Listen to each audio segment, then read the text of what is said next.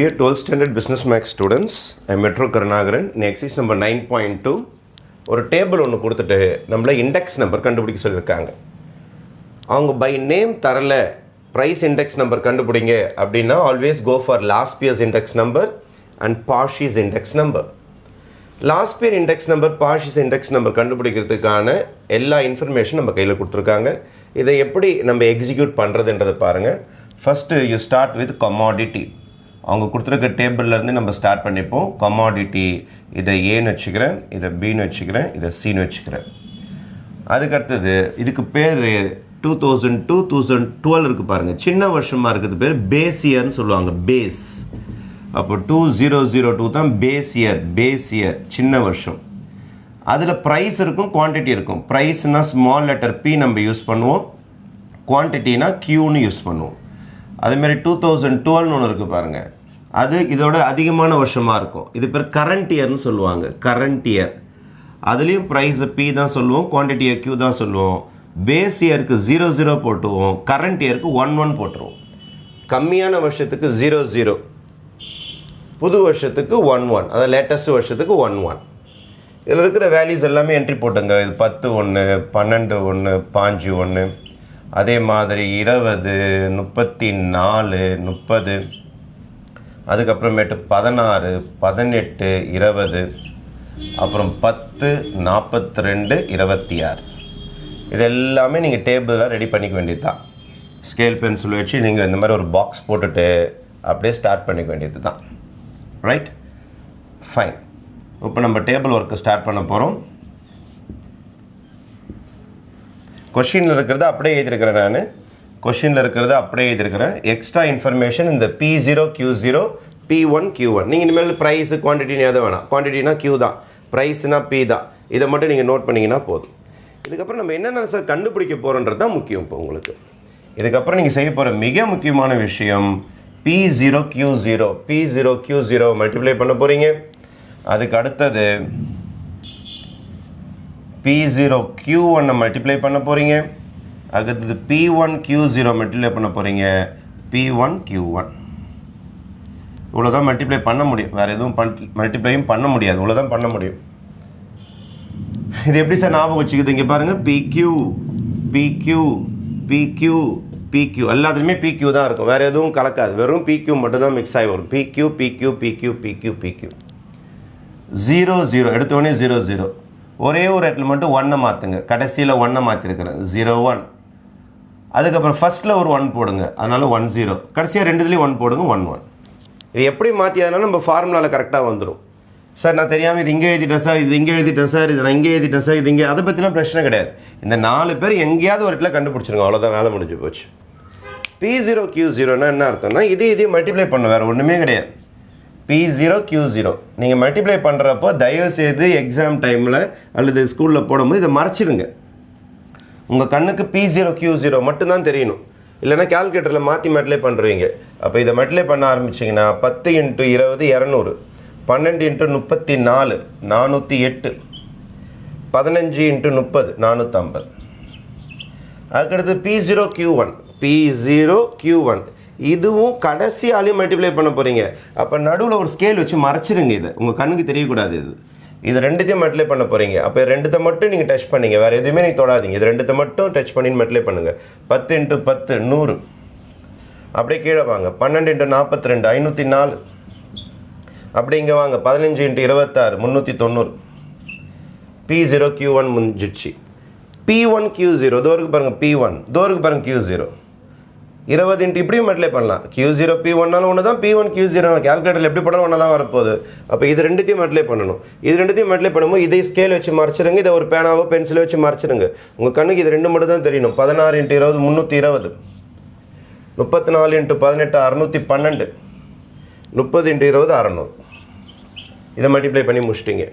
லாஸ்ட்டாக P1 Q1 இது ரெண்டுத்தையும் மல்டிப்ளை பண்ணணும். இதை மறைச்சிருங்க, ஸ்கேல் வச்சு மறைச்சிருங்க. உங்கள் 2 வேல்யூ மட்டும் தான் கண்ணுக்கு தெரியணும். என்ன தான் கால்குலேட்டர் வச்சு போட்டாலும் நிறையா ஸ்டூடெண்ட்ஸ் இதில் தப்பு பண்ணுவாங்க. Be careful. கடைசி இதை தான் மல்டிப்ளை பண்ண போகிறோம், 160. அப்புறம் 18 × 42 756, 20 × 26 520.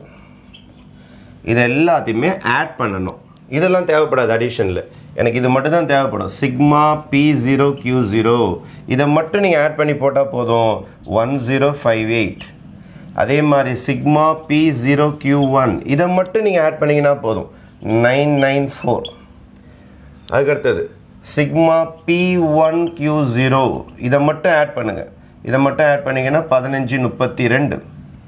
அப்புறம் இதை மட்டும் ஆட் பண்ணுங்கள். Sigma P1 Q1 is equal to 1436. Addition எல்லாம் முடிஞ்சு போச்சு. இதோட டேபிள் இஸ் ஓவர்.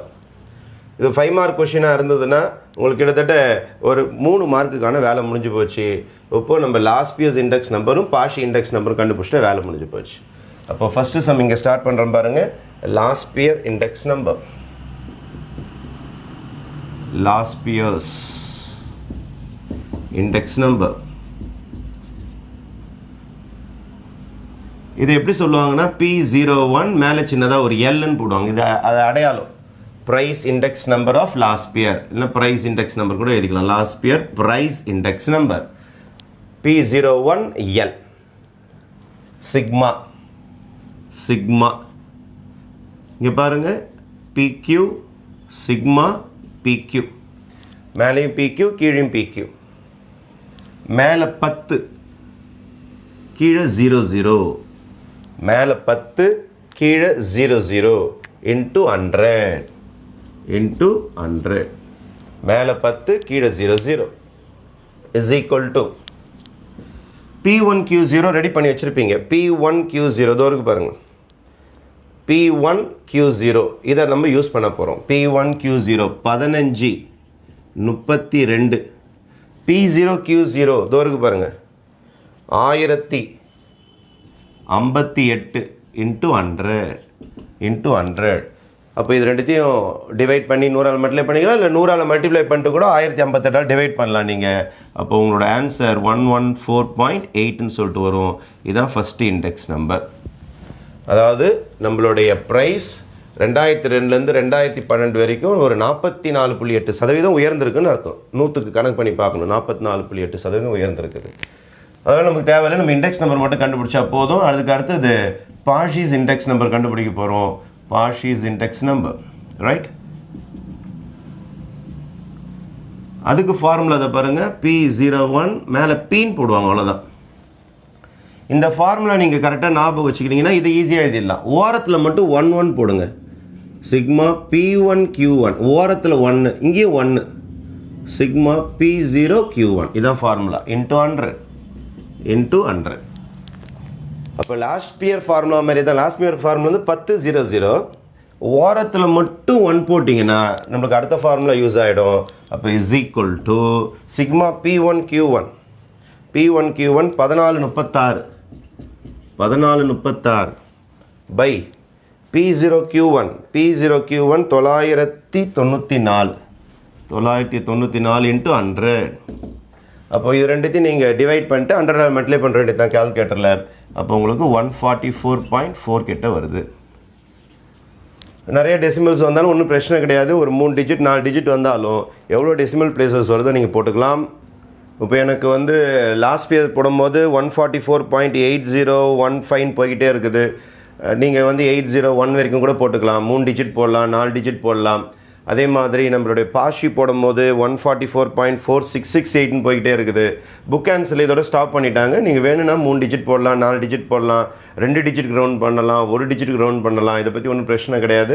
மேக்ஸிமம் ஒரு 3 டிஜிட் போட்டு வச்சிட்டிங்கன்னா உங்களுக்கும் சேஃபு, பிரச்சனை இருக்காது. எக்ஸாமில் பயம்லாம் வரலாம், மார்க் இருக்கு குறைச்சிட்டு போகிறாங்கன்னு சொல்லிட்டு மேக்ஸிமம் ஒரு 3 டிஜிட் போட முடிஞ்சாலும் போட்டுங்க, ஒன்றும் ப்ராப்ளம் கிடையாது. ஏன்னா நம்ம கால்குலேட்டர் தான் போடுறோம், அப்படியே பார்த்து எழுத போகிறோம். 4 டிஜிட் போட்டு ஒரு 3 டிஜிட்டுக்கு ரவுண்ட் பண்ணிங்க. Okay, thank you.